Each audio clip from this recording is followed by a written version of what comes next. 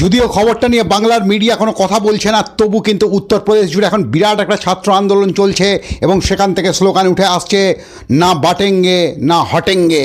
অর্থাৎ সাম্প্রদায়িক রাজনীতি বাটেঙ্গে তো কাটেঙ্গের উত্তরপ্রদেশের জনতাই দিয়ে দিচ্ছে, ছাত্র যুবরা দিয়ে দিচ্ছে। আপনারা এখন নিশ্চয়ই জেনে গেছেন কী জন্য এই ঘটনাটা ঘটছে। ইউপিপিএসসি যে পরীক্ষাটা হয়, সেই পরীক্ষার দিন আরও এবং এআরও এক্সাম যাতে করে একদিনে হয়, তার জন্যে ছাত্ররা প্রয়াগরাজে আন্দোলন করছেন এবং প্রবলভাবে তারা আন্দোলনের মধ্যে রয়েছেন এবং পরীক্ষা ব্যবস্থার দুর্নীতি নিয়ে তারা প্রশ্ন তুলছেন। এখন প্রয়াগরাজের ছবি দেখলে দেখবেন রাজপথ জুড়ে যেন উই ওয়ান্ট জাস্টিসেরই একটা নতুন সংস্করণ উঠে এসছে গোটা উত্তরপ্রদেশ জুড়ে।